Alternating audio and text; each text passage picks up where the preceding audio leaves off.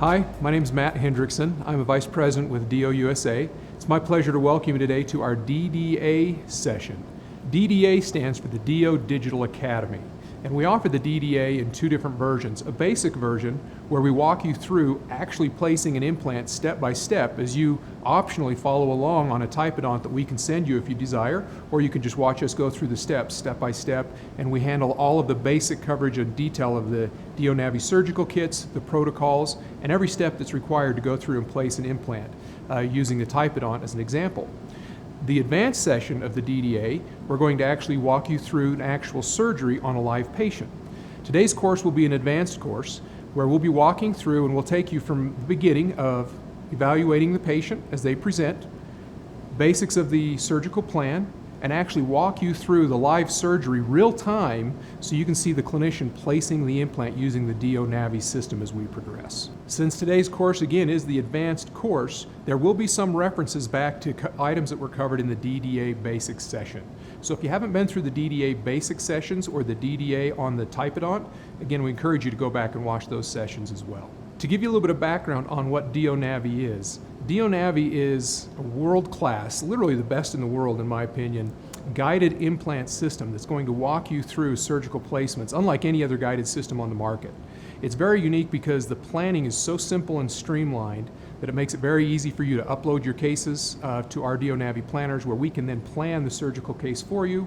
We send that case back to you and you approve it or ask us to make any modifications. And then once the case is approved, we literally send you what we refer to as a case in a box.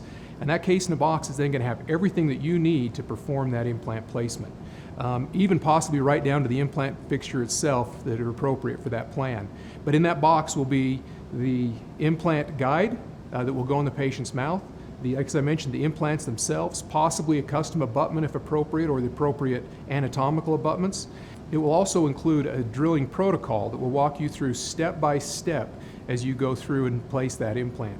And even if appropriate, it'll include a screw-retained temporary crown, so you have everything start to finish all in one spot.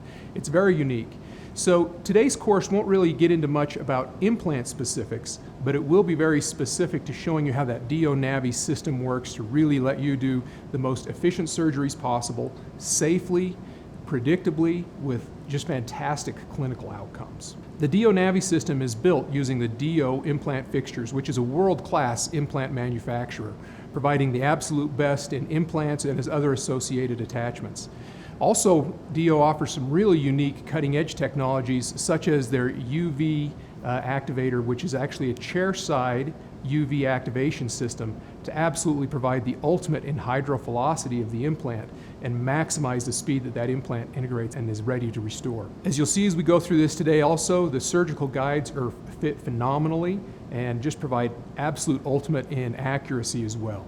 The DIOnavi system also streamlines everything that you do to the point where literally almost everything that you do is placed through the guide. So as you'll see as we go through this as well, there's very little need to remove the guide and replace the guide during surgery. Again, the end result is absolutely the ultimate in predictability, simplicity, speed, comfort for the patient, and clinical outcomes. Just a couple of small housekeeping items. We have a lot of people who attend these DDA sessions live, so because of that, if you're attending live, your microphone is muted. You will have the ability to text questions into the moderator. So take advantage of the questions, chat, submit those, and we will at the end come back and do a Q&A session where we cover those questions for you. So with that said, I'd like to introduce our speaker today. You're really lucky to have a phenomenal lecturer who's going to be teaching this course, Dr. Riley Clark. Dr. Clark is a graduate from Case Western Reserve with a DMD degree. He's an implant-only dentist. He also holds certificates in IV sedation. He's a clinical mentor and lecturer and fellow at the Whitecap Institute, which is a world-renowned implant training facility in Utah. He's adjunct faculty at the University of Utah School of Dentistry.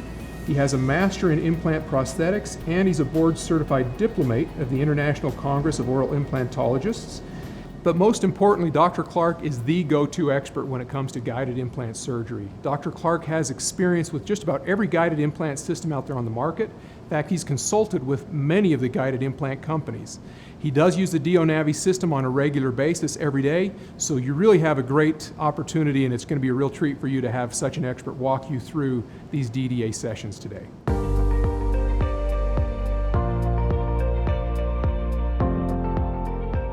Thanks for that introduction, Matt. I'm excited that you're able to join us for this DDA session. Let's go ahead and jump right in. So first topic, DIOnavi technology introduction and clinical value.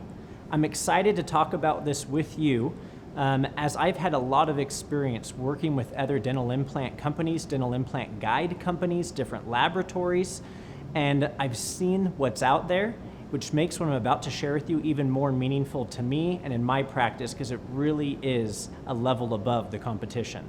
Let's go ahead and get started. I want to play this quick little video for you to get started, okay?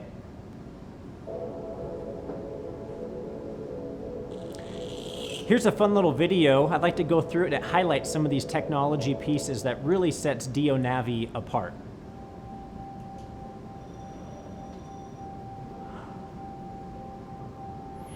So here you're seeing an edentulous spot in the mandible. We're always going to start with a prosthetic tooth first. So a tooth is going to be placed in the virtual world, and we're going to make sure it is in the ideal geometry to match the final restoration. From there, the implant is designed with respect to the anatomical structures around that area. And then, of course, complementing the prosthetic plan of the tooth.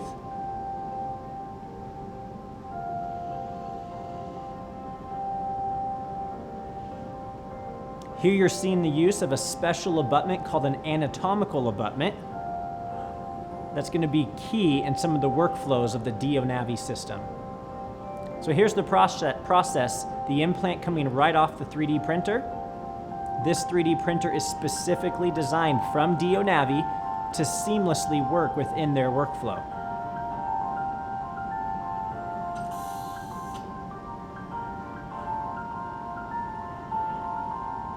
Their implant surface, the most contemporary implant surface on the market.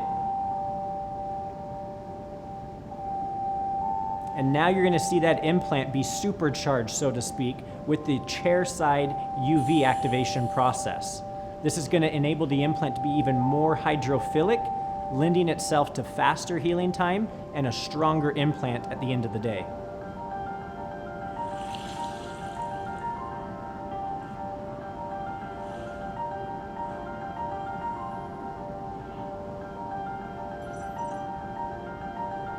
Here's the anatomical abutment you're seeing, custom fit for each area based on analysis of hundreds and hundreds of formerly made custom abutments.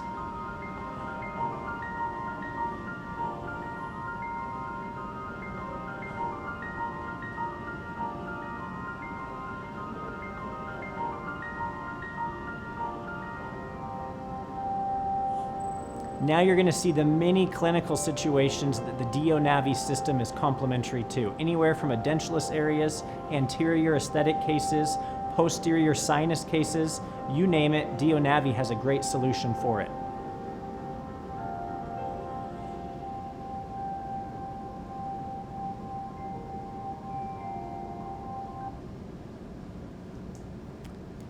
All right, moving on. I'd like to focus in now on that UV activation for a little bit. Through this process of UV activation, the dental implant surface is removed of debris or hydrocarbons that can build up on the surface of the implant, producing a more hydrophilic implant. That's what you're seeing right here, is that process through UV activation, creating a more pure, activated surface of the implant. Here you're seeing a competition test, if you will, between two other hydrophilic implant surfaces and the DIO UV surface. Amazing to see that hydrophilic property with a chair side activation. Really, really impressive. That UV implant I'm seeing routinely placed, and 4 to 6 weeks later, ISQ readings well above 70. That's really, really exciting to offer that to our patients. They no longer have to wait as long as they've been used to, and then we can get to the restorative procedures even sooner. It's a win-win for everyone. This really is a unique thing about DIOnavi. Their guides fit remarkable. Like I said, I had worked with lots and lots of different implant companies, different guide companies and labs, and I've never seen a guide fit with the precision and the accuracy of the DIOnavi system. It's a wonderful fitting guide to see it perfectly marry itself with the anatomical structure of our clinical crowns or our soft tissue guides. It's a very, very well-fitting guide.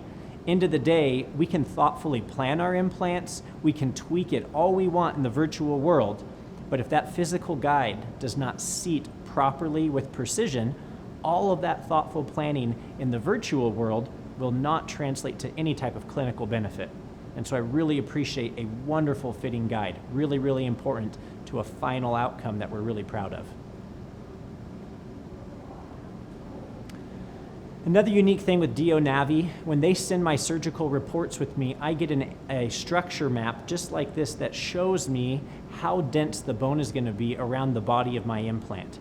If I'm preparing for my drilling protocol, whether I want to undersize the osteotomy or make it a true size, if I'm considering primary stability for immediate loading, a topography map like this helps me understand what type of density we're going to be experiencing while drilling.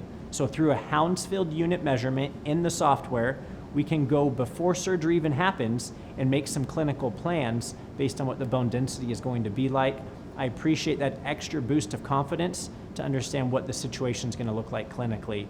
As you know, bone quality makes such a difference in our implant cases when we talk about loading, primary stability.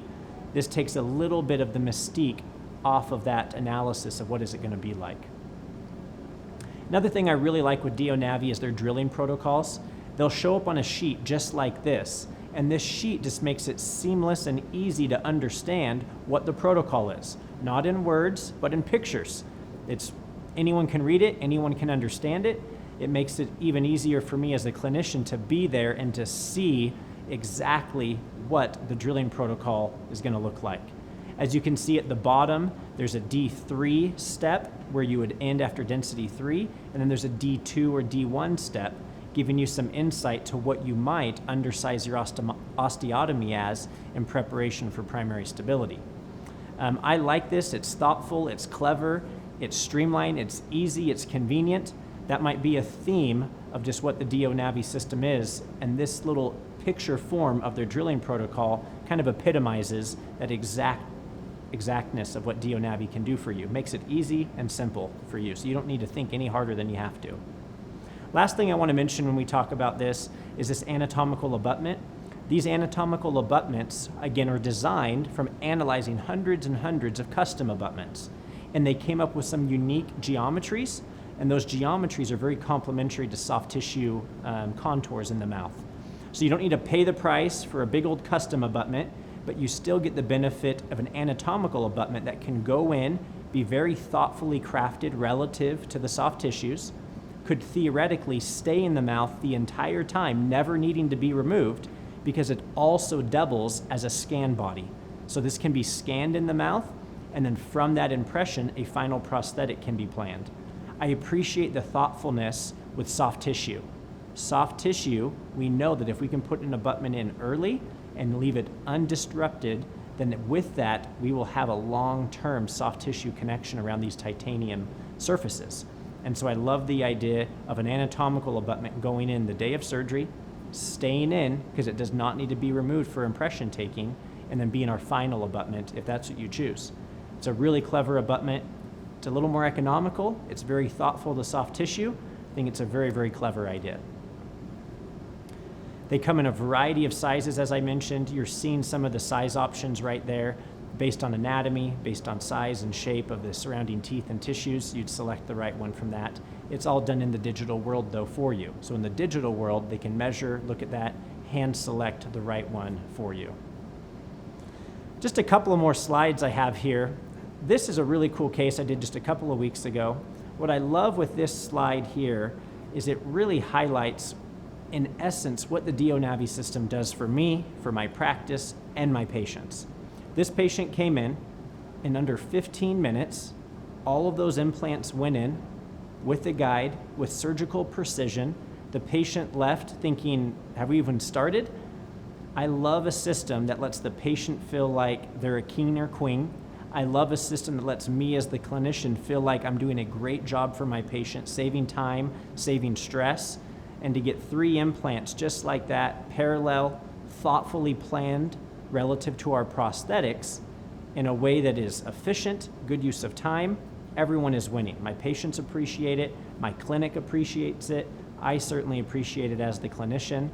I think that tells a big story right there. So when we talk about this technology and how does it really benefit us as providers, I think that x-ray tells the whole story right there. Maybe one last little thought. What I love also with DIOnavi, it's this idea of a case in a box. And so one case gets sent to me, I open it up, it has my implants, my guides, my healing abutment, or my custom abutment, or my anatomical abutment, with a prosthetic crown, with my drilling protocol, all in one box. In terms of organizing our implant cases, coordinating with this lab, or this manufacturer, this really streamlines it. There's only one place, DIOnavi, I talk to them, and they get the whole thing from A to Z figured out for me, and it just makes it a lot easier for organizing our cases. I really appreciate what the case in the box can do. And so those are some of the things that I think are highlights of the DIOnavi system, how the technology benefits you, me, and the patient. I hope you enjoyed that. Let's keep moving forward.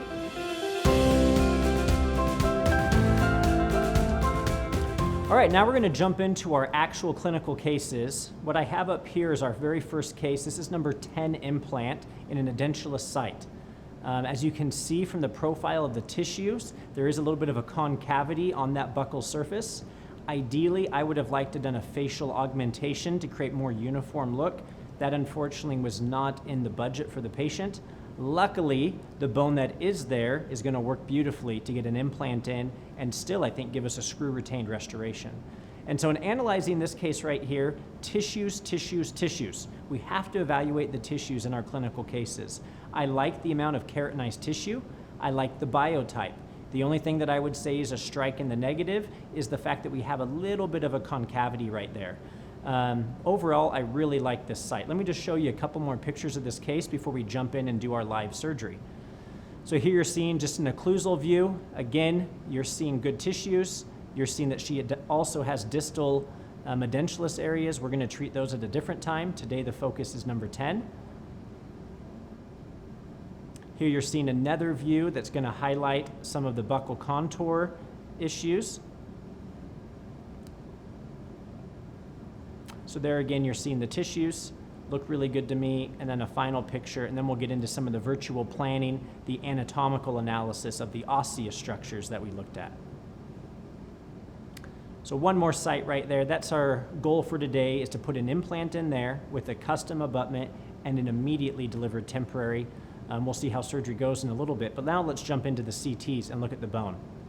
As you can see, ample bone. You still see that buccal concavity, although she's just lucky her anatomy happens to have good buccal lingual width, and we can easily fit an implant in there with good bone all the way around the implant.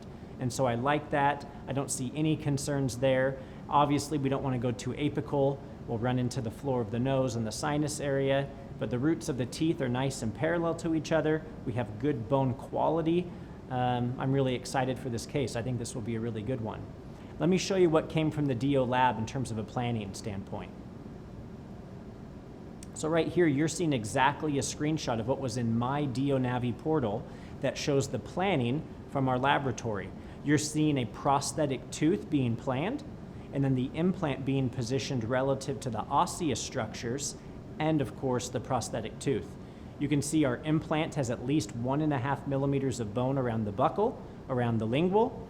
We have about 1 millimeter or so before the floor of the nose, and then you see the angle of our implant fits nicely relative to the shell of our prosthetic number 10.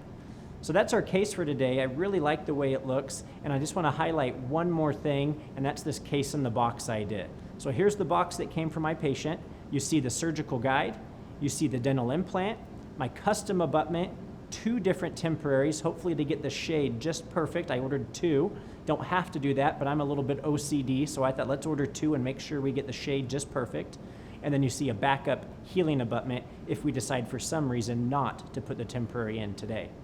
So as a review, this number 10 site is going to be a narrow platform implant. It's a 3.3 diameter. We are going to use our narrow kit for this procedure. So make sure you have your narrow kit, because this is what you're going to use on your narrow platform implants. That's our case in the box. That's our case number 10. Let's go and jump into surgery.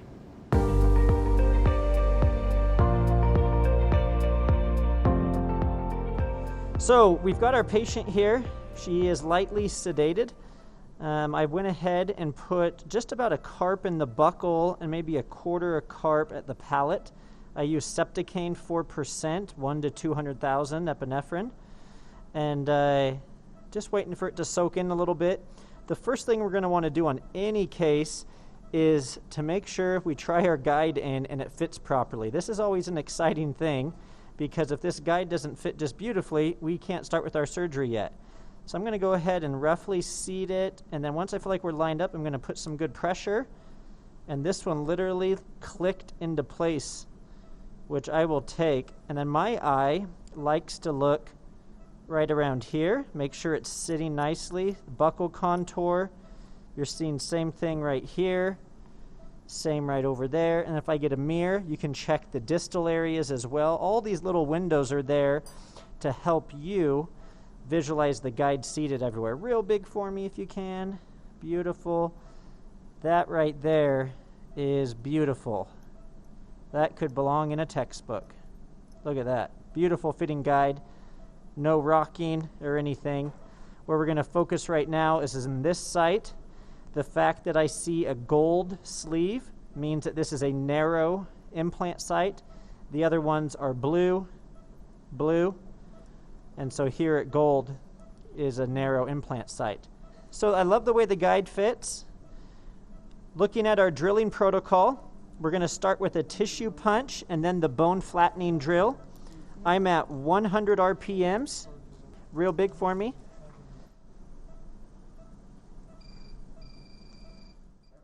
Turn my way a little. So this is our tissue punch. Again, it has a beautiful radius blade is what I call it, and that radius blade will scrape the bone, actually teasing the soft tissue off the bone. You'll see that here in just a second. I like to push, real thick tissue here, wiggle around, push hard, come out, and the tissue, you see some of it stuck right there. I'm going to go ahead and irrigate, and I'm going to run down one more time.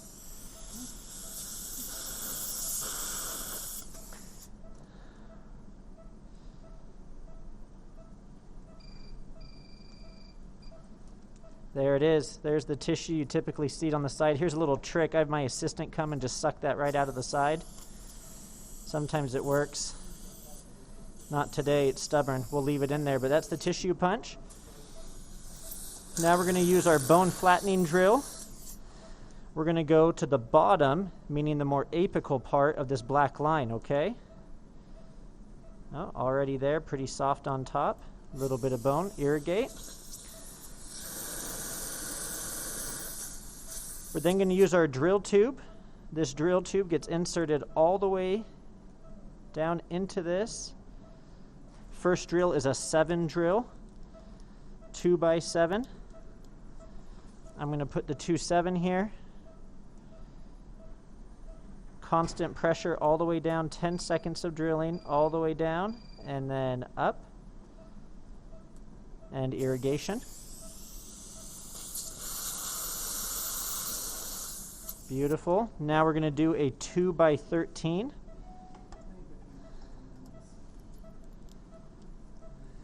Here's our 2x13 drill.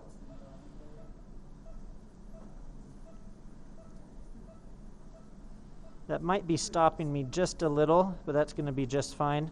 I'm going to go ahead and take this out. Assistant is going to irrigate.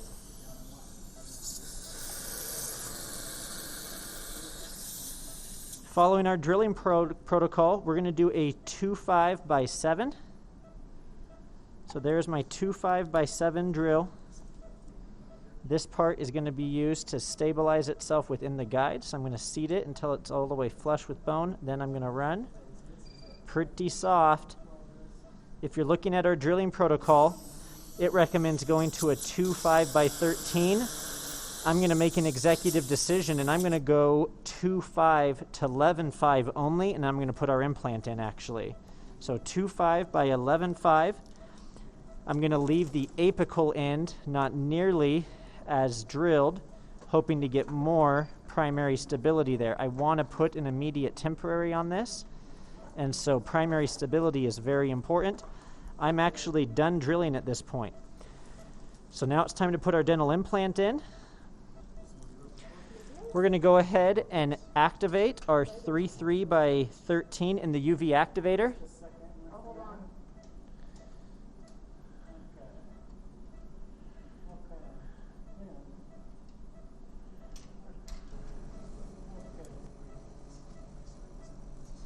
Okay, our implant's been UV activated. I'm going to go ahead and take our implant.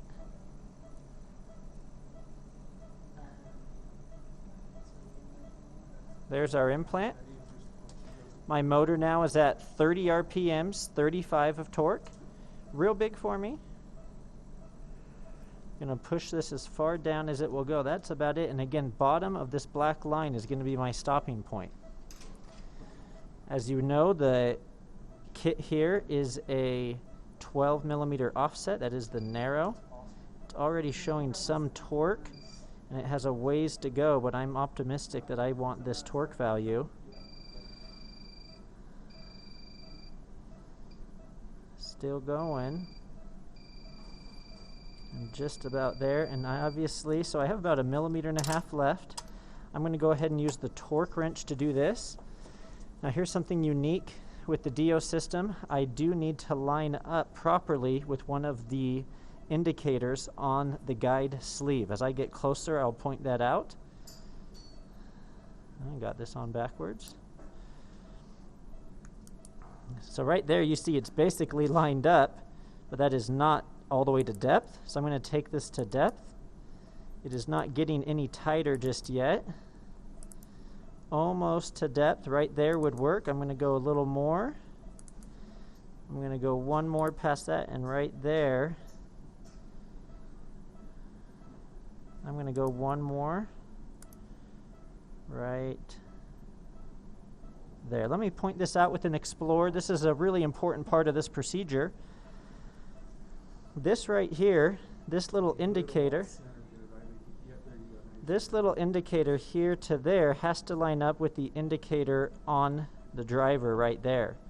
And so as you can see, that looks nice and lined up. I like what I'm seeing there. This side is lined up perfect. That one's a little short for some reason, but I think we're really, really close. I might move it just a smidge right there. With that lined up, the hex rotation of the implant is going to match the hex of our custom abutment. So I really like that. I'm going to go ahead, take this off, and then we're going to see how everything else fits. Sometimes these mount drivers are a little tricky to come off. I like to grab them with the rongier, slight little wiggle movement, and get this to come out. They are really tight in there. That's nice because it lets the implant be nice and tight in terms of its surgical accuracy, but sometimes it's challenging to come off. So now we'll take this off. I'm evaluating now our surgical site. First thing I like to do is take an Explorer and just make sure I feel bone all the way around the top of the implant. So I find the implant, go to the top, make sure I'm going to use a perio probe to get over this central.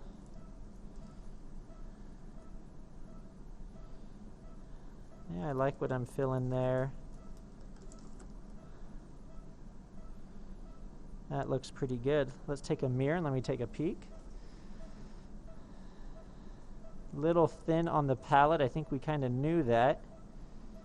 And the implant up. There is good bone around there though, so I like what I'm feeling there. All right, now we're going to take our custom abutment.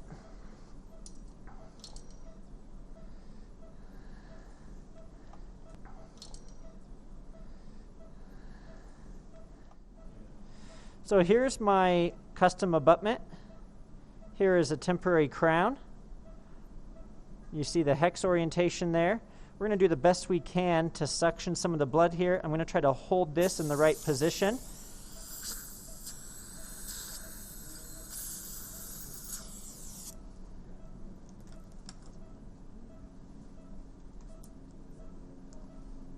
I'll hold that roughly in that position and tighten the screw and see how we're lining up.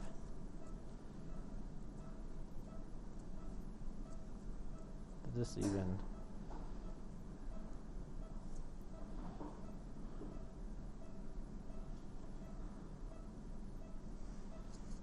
Seems to be seating decently there. You're seeing the custom abutment in place. To me, it does not seem like it's rotated the exact way. See how it's rotating a little on me there? Let's take that crown again. So let's try this one more time.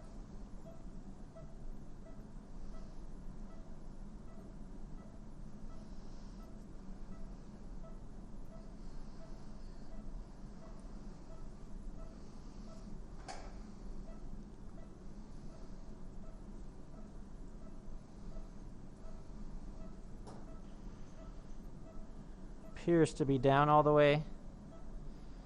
Let me go ahead and take this off. This looks like it's in a good position. We're going to go ahead and take an x-ray and look at the seat.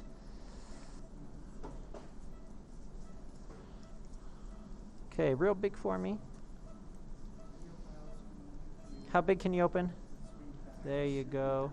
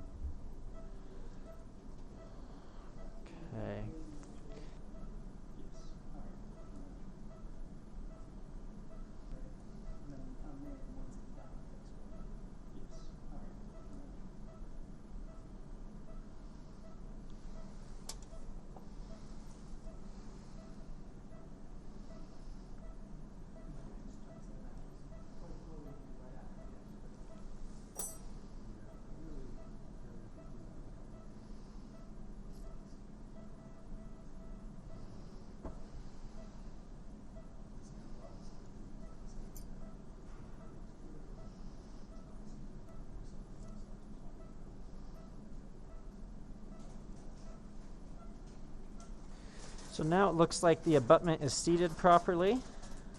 Let's go ahead and take one more x-ray to confirm. Put it up there.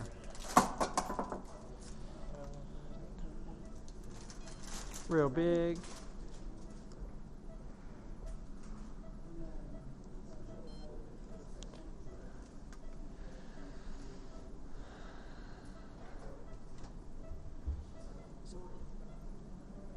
So there's the abutment in place. I'm going to go ahead and try our crown in now. Okay, real big.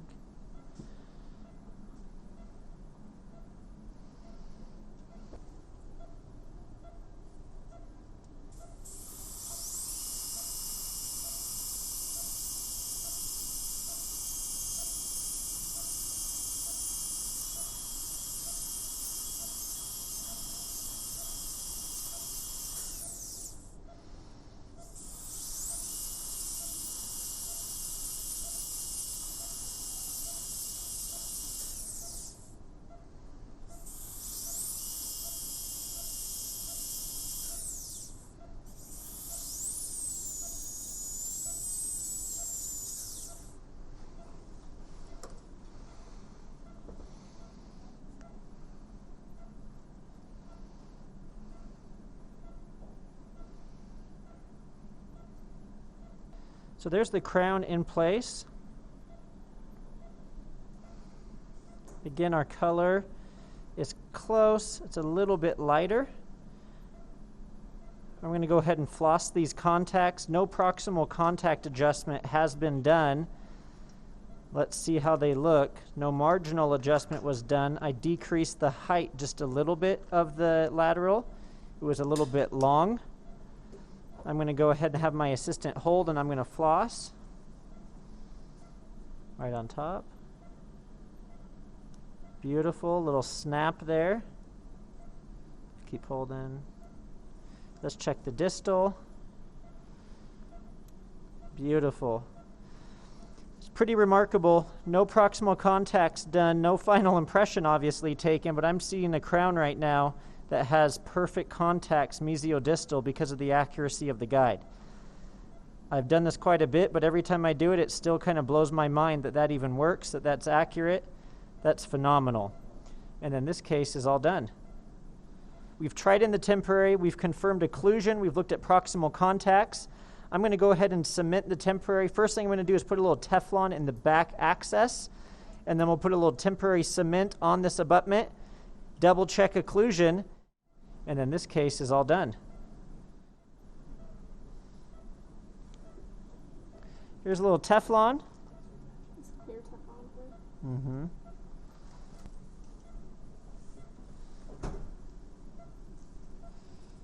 Chin up real high.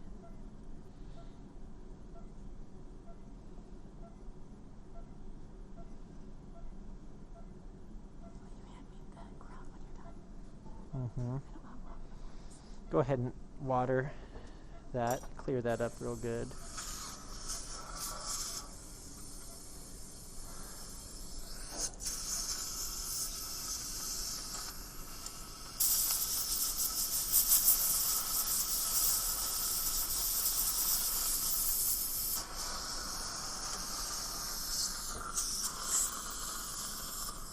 Here's our temporary crown. I'm going to go ahead and put some temp bond clear in here. I'm a little bit liberal with this, knowing that a lot of it will just spill out of our screw access hole.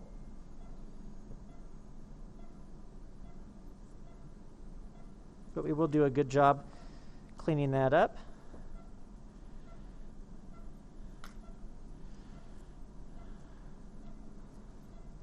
There it is, pushed into position. Again, the shade was decent.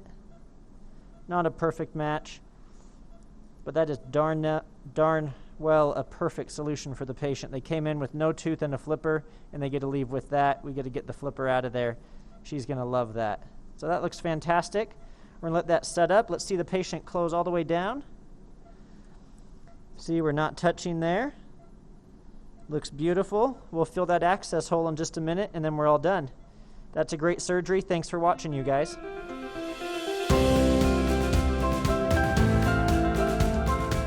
Okay, here we are now looking at the post-operative CT scan. I always love this opportunity now that I have a three-dimensional x-ray to ask myself, knowing what I know now, what would I do differently and why? That little retrospective thought or conversation can be helpful in just making sure we're always optimizing our surgical outcomes, and not just surgery, but any procedure that we do in dentistry. And so as part of the review of this live surgery that you just saw, looking at now a three-dimensional x-ray, we get to look at it and just make some decisions of what went well and what didn't go well as we reflect through the surgery. As far as implant placement is concerned, I'm really happy with it. You can see on the bottom right, we have really ample buccal plate. We have good lingual plate. It's a little bit thinner on the lingual, and I would always prefer it that way. If I had to pick the buccal plate or the lingual plate to be a little thin, I'd always want it to be the lingual plate. So I'm glad that we have a lot of robust bone on the front of our implant. I'm glad that the apical end of our implant engages just barely the floor of the nose, so that cortical bone is providing strength. It's positioned beautifully parallel relative to the other roots. Overall, the position of the implant in the bone I'm happy with. There's certainly more bone on the lingual of that implant than I think the CT makes it look like, however. I know that for a couple of reasons. Number one, I was in there. Visually, I detected it. I could tell there was more bone than I see on the x-ray. And number two, I've just worked with a lot of implants and CTs and know that you always get a little bit of just deficient looking bone, I should say, around that metal. And so I know that there's a little bit more bone there. But, again, if I was really being nitpicky, I wouldn't mind it if that implant for style points was maybe 0.5 millimeter more buccal. And so I like that. So in terms of outcome, in our retrospective analysis, if you will, of our surgery, I'm happy with the outcome. I think the implant is in a good position. Its restorative position is sound. Its position relative to bony boundaries is going to be good for long term. It is a little deep in the bone, but that's how deep it had to be in order to get bone around the lingual. It was a little bit thinner, and since augmentation was not in the cards for this patient, we were forced to put the implant a little bit deeper just so I could get good bone coverage 360 degrees around the implant, and that lingual side has a little bit of a concavity there that just made it a little bit harder to get bone coverage. So that's my thought as far as the outcome of the procedure. Really happy with that. You can see the abutment is nice and seated there. Overall, I think it went really well. I can't get over the fact that the patient was in the chair for maybe 15, 20 minutes. And we can put an implant in and immediately put in an abutment that fits with the orientation of the implant, and then a crown, PMMA milled temporary, that fits without any proximal adjustments. That's just remarkable. That's a nice complement to a really accurate workflow. The only other thing I want to mention about our surgical protocol and the steps involved is I chose during that surgery to not use one of the optional drills that is sometimes used, and that's called the abutment profile drill. You see it here blown up now. The abutment profile drill provides a little bit of relief of the crestal bone so that abutments, particularly custom abutments, can fit more gracefully without any bone interference. I did struggle intraoperatively for maybe a minute or two, maybe 3 or 4 minutes, getting the abutment to seat just right. And it could have very well been because of bone impingement.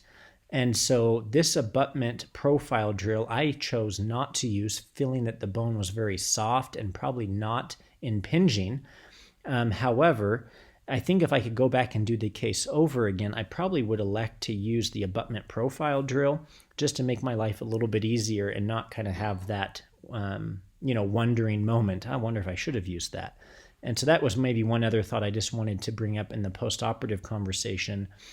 I don't think it's wrong to use this every time if you want. I typically only use it when I feel like the bone is very dense and definitely going to be in the way of some type of abutment I'm going to be placing. And I think I guessed wrong today on that surgery. And so I think that's the one thing I would also mention, is that abutment drill probably could have been used, should have been used, and it would have been helpful.